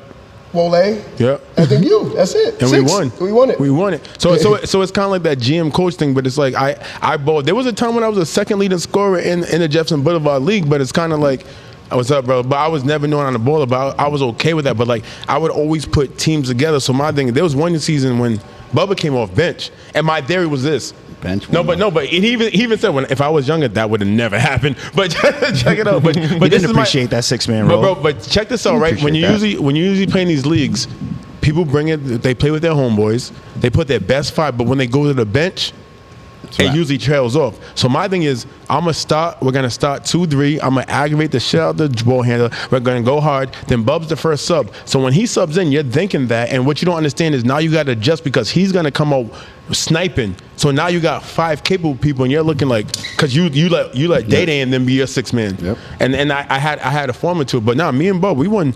We drove up to URI and took the championship. Like, I have trophies, and like I said, I never got. We beat a team that had URI players on it. Yeah, like I never got. And at URI, we back then, Intramuros was sponsored by Pepsi, and this was like the Catino days. And we actually traveled. We went all the way out to California after winning like the regions Chip and picked nationals. up everybody. Fam, and I played. That was the only one thing. They was like, yo, need a ride. Oh yeah. Fam, it took me $20 of gas to go there. It took me an hour to pick up my team. But the thing about it is, like I said, it's still that same thing. What are we talking about? Connectivity, putting the parts together. You have to. And guys that never played, like literally probably never played together. And guys that never played with me because I couldn't play. So just think about it. The guy who doesn't have a basketball resume put together these championship teams because those individuals knew that guy knew something. You've been doing that for a while, huh? Facts. Making these connections. And I always say I'm like the puzzle master. You feel me? Bub's actually my co-sign. Calvin, you know Calvin's like a legend. Yeah. He said, Chip, I'm not going to tell you. I'm going to tell you straight up. You might have been one of the smartest basketball players I ever played against. Calvin Jones. Oh. Yeah. He's like, oh, yeah, Cal. Yeah, you know, he's valid. Remember the league that I was playing with Junior and them, and we was playing the Southside Rec? And I played you, and you got so mad because I was on you. Yo, Bubba said, I don't even want the ball. Because what? Because I'm like, yo. Look at the joy in Chip's eyes, right? No, I shut down Bubba. But I don't even want the ball. But fam, let's think about the dairy. Bubba's nice. He could torch me. I'm going to be on his shirt so that he doesn't catch the ball. Just gonna aggravate all you. 10 minutes. Chip was right here. All 10 minutes. Pat Beverly. All 10 minutes. Jeff, that game, hit the only 2 points he scored was when I got out the game. No, he scored his 24 points when I got subbed out for that person who thought I'm better than Chip. Right. That's why you're saying that. Right. I played college ball. Chip's in there. Yo, the dude I'm playing only shot 2 free throws. The minute I sub out on you, the D1 player, he dropped 24. Like, because people, it's that ego, you feel what I'm saying? But yeah, he always co-signs my basketball resume. I appreciate you, bro, but, you know. I think he needed to co-sign his own basketball thing. That's why he brought that up. Until the real story came out. Frazzled. That's right. I remember. It wasn't even fouls. I was not letting him catch the ball because I don't want to be his highlight. I'm not letting Bub is a sniper. Knows I got 10 minutes. I just got to last 10 minutes. I know what Bub does because I know what he's done for me. Right. I know, like the Central Park game when we're down 12, you hit 5 threes in a row. I know who Bub is. That's why he's on my squad. And I remember the time that you pushed that kid across the court. The first time I ever saw you get mad. He wasn't at the institute then, fam. I never saw Bub got mad, yo. You know Bub. You were the street violence. Yo, he's straight. He threw this kid off of him. The kid flew so far. I said, Bub, no, we're in Warwick. Maybe that's how it restarted. Yes, Jefferson Boulevard. Yeah, Warwick. But yeah, I'm glad you said that though, because when you do, I know we're telling a lot of funny anecdotes and everything, but I definitely love putting things together and love for the audience, to do it for the audience and for them to receive it. July 10th, we got Leaders of the New School. I thought that was clapping. That's right. Yeah, we got Leaders of the New School at Any Blank Canvas. I don't know if you know Ian. Yep. He has an artist place. What's the time and the dates for the Leader of the New School? Leaders of the New School is July 10th. Doors at 8. Show starts at 9. We got Estro in September. That I believe is September 4th. That's going to be Estro. October 2nd is sold out. November 27th is when Stars Align. And December 18th will be my toy drive. And you got PBD Fest. And PBD Fest is the third week in September and in August. HotinRi is making his debut with his directing a movie called Pray for the Bear, where I play the mayor. Shout out to And you. that play the is mayor. enunciated hot in the RI. You put the. There's not a the. It's not even a thug. It's hot in the. Hot and RI. Hot and RI. Hot and RI. How do you spell that? Hot and RI. Hot and HOTINRI. Hot in RI.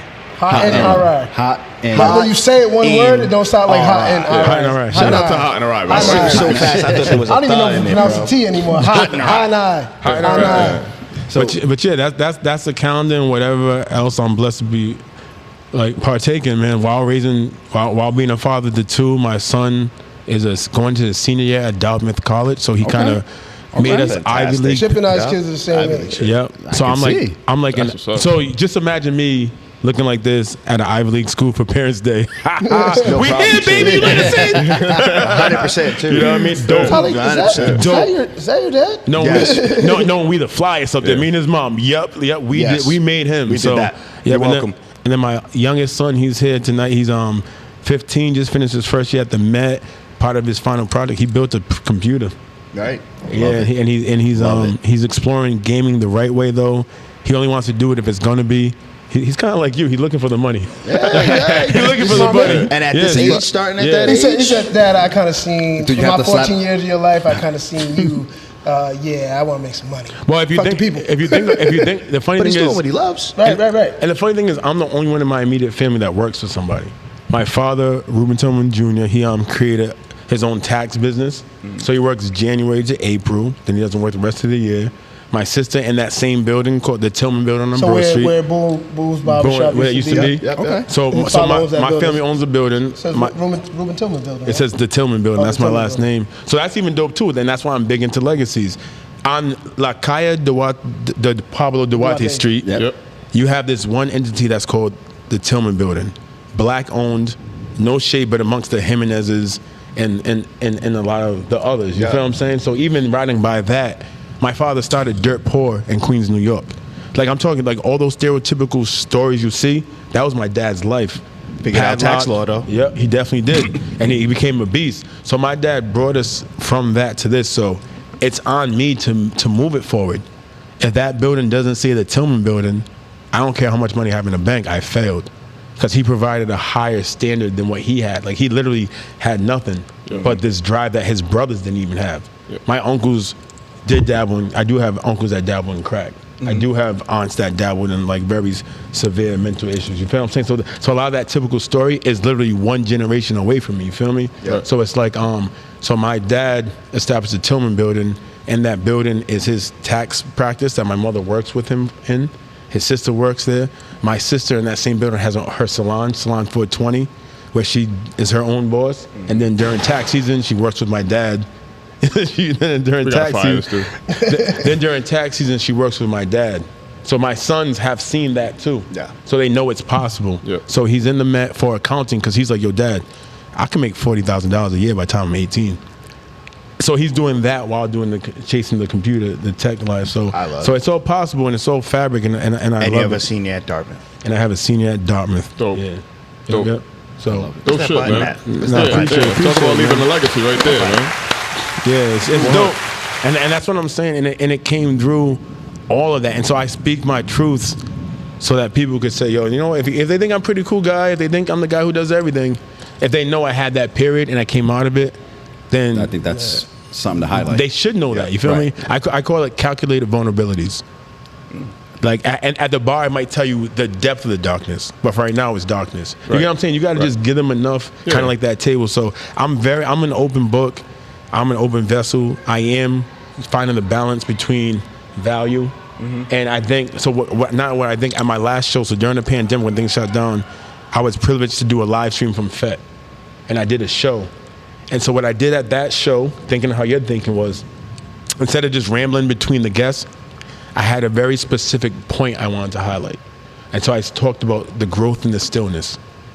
The pandemic was a time that we all sat still, and some of us were blessed enough to have some money during that stillness. Yeah. But that internal search, that growth within yourself to become accountable, redefine yourself, and come out stronger was the purpose of that. Yep. Not saying that, yes, Corona's real. And I get it. There's a lot of factors that are real and we didn't see coming. But when you were able to sit, it wasn't a time to be like, oh my God, I'm so bored. oh my God, I'm gonna do this. There was definitely opportunity for growth in and there. just create parodies of yourself trying to go viral. Right. You get what I'm saying? It was a time to reflect and sit with yourself, and that growth in the stillness is what I talked about. And I had calculated points and pointsies, and so that even if you just take the performances out, it literally was me speaking to the people with a specific point. So moving forward at all my shows, it's not going to be a freestyle, and that's leading up to book me to come and speak to your people about whatever you want to speak me to, because I'm capable. Underlying message. Feel me? Within the whole show itself. If you want to do a senior sim, because I've done it. I did it for the College Crusade. Like, my job was to do it. I did it for the College Crusade. I became an evangelist with the Jehovah's Witnesses. They bred me to be a preacher, even though I no longer walk with them. Like, that skill set's still there. Then, you know what I mean? So I've been doing it at my jobs. I was doing it at the Institute when I was a discharge planner, and I'm speaking at the probation forums. You feel what I'm saying? So it's always been in me, and now it's time to go full circle and now say, you guys helped me, you helped build me, you poured into me. I'm now ready to walk the walk, and for the right price, I can make your shit tighter. Yeah. Just a quick question. No off subject, but hey, you and your mom and your dad, y'all cool? Yeah. Cause you outside now. Who? So, like, your whole life is outside of the congregation. So let me play basketball and put on shows. But so when and this is gonna sound cliches, but even when I reflected on that, no shade to my peers, I found the beauty in the fact that I didn't have deferred, unrealistic dreams of grandeur with basketball. Mm-hmm. I don't have the needs that my peers have. I don't know if I played ball, I wouldn't be where I'm at right now, only because the series of moments have to happen to get you to your moment. I hate when people say, well, you lost by 1 point if you hit the 2 free throws in the third quarter. No, that's not how life happens, fam. The minute, if you made that free throw, there would have been a whole different game that played out after that. So I find value that my parents in the moment did the best that they thought was for me after finding something that was good for their life. Yep. So I love them for that. Yep. And I like all of that. And then what they did shower me and embrace me in is the ability to speak publicly. Is diction, is poignancy, is gestures, is moderation, is all the things I was studying when I was becoming an evangelist. And I was 5 years old knocking at people's doors, getting the door slammed in my face, fam. If that doesn't build character, I don't know what will, fam. I remember, like, I specifically saying, Mommy, why did that? I remember saying, Mommy, why did that white man slam the door in my face like that? But like, I'm 5 years old, fam. Like, in my mind, I'm just telling you about God. Right. And you look at me. You peeking out the blinds? Yo, Don't open that door. I remember being young, telling the brother, Ma, why you so loud? Now they know we're here. I remember telling brothers, I think we should go. No, I seen them. And I'm like, I seen them. I was on your side. I was with y'all. I'm like, it's 9:30, but we don't have to force it. Exactly, but all of that built me. And so the funny thing is, building, right. not to call them out, but while I was in college, I got excommunicated. They found out I had a kid, which is a symbol of fornication. And so anyone that's a Jehovah's Witness is not supposed to even talk to me. Wow. Like the John Wick of Providence? And I don't want to say too much because they have to live with their truths. All I'm going to say, and I'm going to leave it at this for my own reasons, me and my parents are good. That's all that matters. That's all. Even though we're not supposed to be. Right. And I know why, and that makes me rock with them even more. That's crazy. Yeah, and I learned something today. But it's not so pretty much. And I'm not talking against anything because this is the thing. Like, if you have diabetes, some people need the medicine. Some people could just change their diet. Right. Whatever is for you is for you. Yep. I'm just telling you my truths. I know how I was treated. I know what I went through. I know what I thought it to be, and I know what it looked like when I was outside looking in. I like that. You feel what I'm saying? People have diabetes, can take the medicine. Yeah, so I'm not judging. Like, that was what my father needed to live the life he did. Mm-hmm. And I'm more spiritual than religious. I always say when I lost religion, I gained clarity. And I'm so connected to a higher power that I know I could say certain things without being struck down because I've come to a knowing, beyond just what was sold to me. But I do know that some people need that. We all have our own path. And it's wrong for you to try to subject yourself. It's wrong for you not to listen, because if I listen to your belief system, I could extrapolate something from it, and I could become a wholer person. Of course. And it's when people go, no, not you, because you're bad. but then yet somehow I want you to listen to me.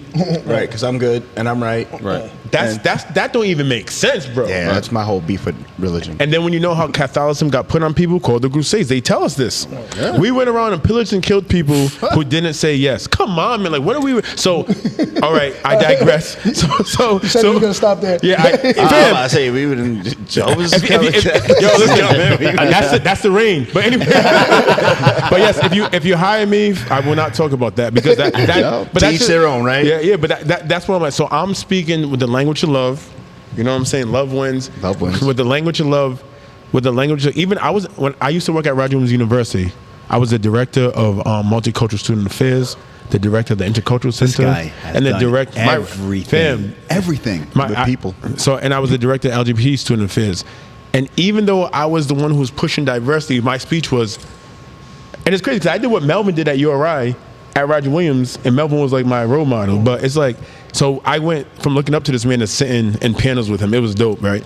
But even with that word diversity, even though I was supposed to champion it, something about it, I'm like, nah, because I said, we all sit here and just try to tell each other why we're different and why I'm not you. And then you walk away and we don't talk about shared experiences.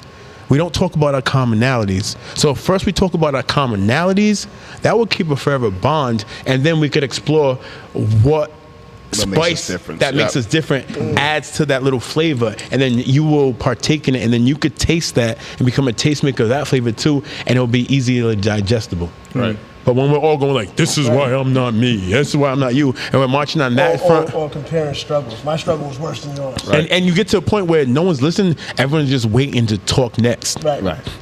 You get what I'm saying?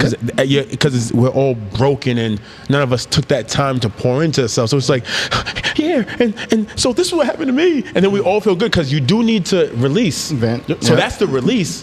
But there's no process, there's no next steps. And you can find yourself in a revolving conundrum. And you can find yourself on TiVo pause if you don't push yourself out of that. So what I'm about is finding ways to push yourself out of that so you could live a valuable life. Because once I said, I'm telling you right now, the stuff I'm going through right now, I went through before. The difference is I have a different lens on what it is. I love it. Boy, fucking Chip Douglas. And buy my shirt. Buy the shirt. For you. Come to the events. Buy the shirt. Buy the shirt. Come see the movie. July 10th. Yeah, July 8 o'clock at the. Real quick question for me. Just when you were talking about the shows that you put on, is there a reason why? What's the method to the madness of having an all woman's R&B and then an all male R&B? Is there a reason why you do that? Well, it's just more so. Once again, it's very simple. I'm working at my job. A young lady gets hired. We start talking. I do this typical manager. This is what the job's going to be like. Then I always leak a little bit about what I do outside. She said, "Oh, you're Chip Douglas. I was told to come to you. I sing." Okay. So then we're talking, and she said she sings, and I go. It always starts with this. So you want to do a show? And then she was like, yeah. And then we said it would be cool if we did an all-girls show. And then I said, do you know some people? I know some people. So that just birthed Estro. So it wasn't that intentional, but I also do understand how to market things. And I do know when things become a niche and you could give that attention to that particular demographic, it doesn't get lost in the sauce. And one thing I can say also, too, about my shows, it's very intentional. Like, for example, if you perform, I say 3 songs max, because I also know you got to realize you're performing for people that don't know you. Right. And I'm big on performance, and most people that are in my shows, I've been in the audience watching them. So it's just a lot of dynamics to it, and that's why I feel like the shows I receive well, because I'm paying attention to details. I'm paying attention to, and the people that I work with too, they're good people in the community. Yeah, 10 minutes to leave an impact. Right? You know what I'm saying? They do it. So with that, it was more like Estro, and then once again, I'm at a talent showcase. I hear a young man sing, then I meet another young man that could sing, and then it's like, okay, and then here comes sold out.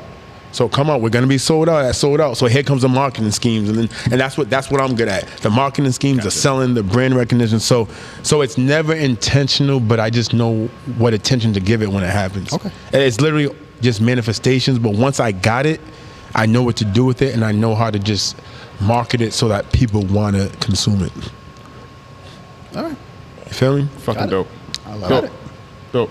Appreciate you guys. Yeah, nah, man. Appreciate you, Chip, man. Like, I'm gonna be honest. I've been, as you can tell, I've been quiet, and it's because I didn't know who you were. And that's Ray of Kaba. Yeah, I'm not by any means.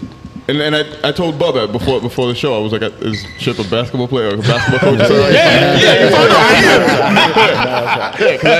I didn't know about your history, but the other reason why I was quiet is because you're articulate and you did a phenomenal job, at least my point of view. I think I speak for all of us, but phenomenal job explaining your history, explaining what you do, explaining even the things that you look forward to, and you know, I think we pride ourselves in trying to be community based, and community driven, and trying to highlight the community in a positive way. Definitely. You know what I'm saying? 100%. And I think you nail that, man. Like you do that and more, man. Like it's incredible to hear your story. You know what I'm saying? Because you can tell that there's more to that. You know what I mean? Yeah. You can tell that there's more background to the story about what put you in that dark place, to the story about the type of reflection, the type of self-love, and the type of self-attention that you had to pay to yourself in order to get yourself out of that dark place. All the things to kill Chip and then to revive Chip. Yeah. You know what I'm saying? So like, no shirts. Yeah, leave me alone. Appreciate you, bro. Why are you shaking my hand? Why are you smiling? Leave me alone. I think the one thing I'm going to take away from you, one of the greatest things that I think you said today was, I can't wait for that versus I look forward to that. Right. And it wasn't just not just that one sentence, but I can see how many times in like my life where just that one tweak of a word changes the whole meaning. And it's of the practice, sentence. It's so practice. I'm gonna take that away where I'm like really thinking about what I say, how I say it. A lot of shit just flies out. Like, yeah, because if you think about it, we literally only pay homage to manifestation when it's good things. I was like, I need a job, and then yesterday, woo, I got a job. Praise Jesus. But then when you say F my life, that's the same mouth that said that yesterday. So okay, let's see why. So it's just the ownership. Like you're right. Your mind is always gonna be a whirlwind, bro. Yep. That's just the nature of existing. Right. You're always going to. Because I used to play a lot of the devil's advocate. Then I'm like, yo, if you're always advocating for the devil, you become him. Because if you could understand this mother effort so much and you're always speaking for him, like, what are you speaking? Or is it you? Right. And so even then, like, and I used to always weigh, well, this could happen. So I do understand what could, but when that happened, I just, let me focus. Like with my show, I'll go, but what? Nah, Chip, it's going to be dope. It's still practice, but you just, when you verbalize it, just speak the end result that you want. You know what I'm saying? But I'm going to take that one away for sure. So Chip, we do this thing called honorable mention at the end of the show, where we just shout out something that we're either looking forward to, that we want the audience members to check out, movie, book, album, whatever the case may be. I'll go first if y'all want. I was gonna say, can I please not go now? Because I got it. Yo, thank you. I'm good. Well, you got yours? Yeah. Got mine. Right. This is Pop on Netflix. Netflix we love Netflix. Netflix needs to cut the check. This is Pop on Netflix. CTC. I saw it's a docu-series. Yeah. I saw the first 2 episodes. The first one was Boyz II Men. The second one was T-Pain. I learned a lot. Okay.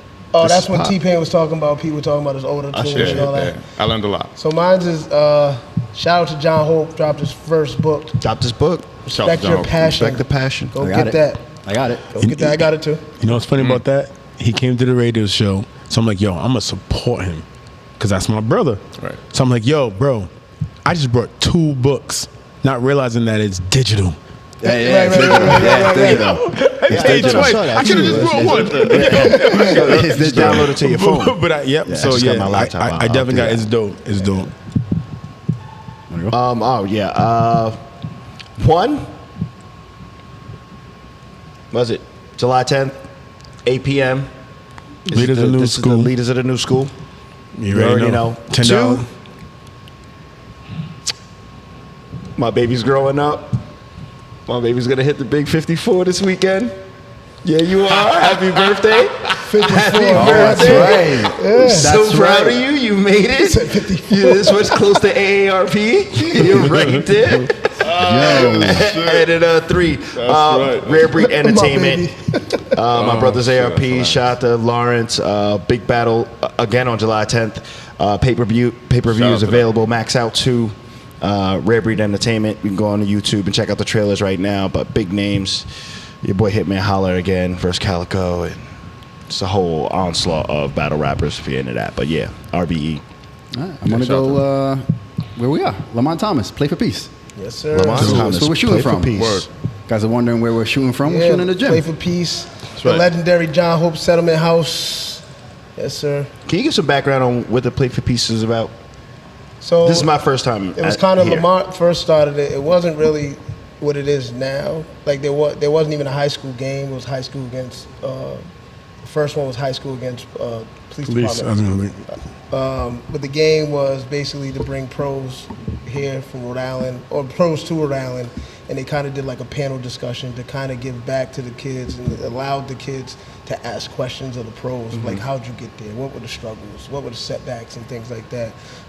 What did you do? How many times was you in the gym and hours and stuff like that? And so it was a give back to the community. And it came out of Providence Basketball Classic, which is a tournament he did, which was a money tournament, but the money, it was what do you call that? Back to school drive. So you got supplies, there were barbers there. Lamont's been very active. Right. Very So- active. And this came out of that and what he wanted to do a pro game. And the thing He's traveled the world. He's going to Spain next week to do it. And the thing I love about Lamont's story, Lamont, who is that he showed you another path that basketball could take you, because kids think now and then And he NBA. wrote a book. Him and his mom did their first book Yep. together. That's right. Kids book. And a lot of kids feel like if the NBA doesn't happen, there's nothing. I'm a failure. And Lamont literally is proof positive that everything can still happen. Yep. Yep. That's Yeah, awesome. shout out to Lamont. Shout out to And Lamont. Play for Peace. Definitely. And Play for Peace, yeah. Should we be mad that Providence isn't more popping than what it should It probably is be? popping. No, It it's is. popping. You know, It's it popping. is. It's just that you have to just be Bro, tapped I'm in. You here. have to look for it. Yeah, right Yeah, yeah. The Told you my spirits brought me up here. told you my dad's from Queens and look where I'm at. Right, New Yorker. You're right here. Yeah, yeah, Providence yeah. is popping. Yeah, now shout out to you, Chip, man. Appreciate Yeah. your I energy. didn't go. What's your Did you go? honorable mention? I Yeah, went. you You did? Oh, Word. that's right. You got to go. So my honorable mention is in sometime in August, HotinRi will be dropping. HotinRi. Will be dropping his cinematic debut. He directed, produced a movie called Pray for the Bear. He wrote the script. DJ Franchise is in it. Myself in it. Like there's a lot of people from the community in the movie, and I've seen this young man, like we was talking about, keep his brother's legacy alive and then evolve to where he's at. I think his real name's Stan. I think he doesn't get enough credit Rest for forever, what he Nelson does. DeMora. Yep, R.I.P. But I would say sometime in August, look out for Pray for the Bear. We had a lot of fun doing it, and I truly do believe that we're going to shock our city. I love it. With the quality of project that it is. It's a short film, and it's going to be the first of many in his little series of movies. So That's dope. How would definitely it be viewable? Do we know that yet? he As far put as, he like you put said? on streaming platforms, so I'm going to just trust that he's going to get me on Netflix. So I'm talking that existence. We will be having a movie premiere. Yeah, there we go. So we will be doing an in-person movie premiere, and then it will be on some streaming platforms. But it was so much fun to do it. It's better than I thought it was. It's going to be amazing, and he's a visionary, and he's so humble that I think a lot of people don't give him credit. You know, he's the one. Oh, yeah, so, I know. HotinRi. But you see how laid back He's and mad, behind. real Like laid back. he's so Really behind the back. camera, never in front of the camera, but he's a force, and he does the work, puts in the work to learn more, and he's an amazing person. Been a friend for over 20 years. So please, my honorable mention is that. My honorable mention is the city. We are dope. We have enough. We Promise you. We have enough. We just need to. Honorable mention is our actions. We need to start supporting things outside of our circle. So yeah, go to your homies' shows, but also go to someone else's shows. Go to an art show. Go to a concert of someone you never heard of. Say hi to a person. Once we start connecting these out, like even you guys bringing me on here, this is part of that work. Yep. Once we start doing that and start realizing what we can do with shared resources, shared networks, the industry will be created. Hey, it's easy to say that, but if I'm playing devil's advocate, Go outside. Don't man. play it. Go outside. why would I support you? Why would I support you? Why wouldn't you? I don't want to see you get big. I want to get big. But why wouldn't you behave, just want to step? Why aren't you Just like? had this whole positive Why? affirmation. he's gonna put- he's How gonna about close this? How about this? It's you supporting yourself. It's you pulling yourself out from where you're at. Why? Why wouldn't Not you? me. I'm not no, talking no, about no. me. I'm I'm talking talking about me. But you created the me. I got to talk Right, to. right, You'll get this work. So what I'm saying is, why wouldn't you want for one day, for 3 hours of your life, just to come and not have to think about your life and just submerge yourself in art and dopeness and people who might be able to help you? Because I'll tell you right now, after Trav Black spits a 16, he could fix your car. And get some abs on you. You feel me? We're all Swiss Army knives. Right. None of us is. 100%. We're all jack of our trades. I'm around artists, and so I'm just telling I'm challenging everybody, man. Just know that we in this together, man. Even if you see me and don't think we're ever too busy, approach me. I'm not who some people think I am. I'm always in my head. And the reason why a lot of times I probably don't celebrate myself is because I'm nowhere near what I know I'm gonna do. I'm glad you said it that feel way. me? This What is I'm cool. gonna do. But I still know that I will be traveling the globe, speaking about talking this talk, and I will still have the same people being part of the entertainment while I talk the talk. Yeah. So it's gonna be less concert, more speaking, but my intermission will be my artist friends, Yeah. and we'll be in Paris. I like it. I like the model. I like it. Feel me? And we'll be one of those shows.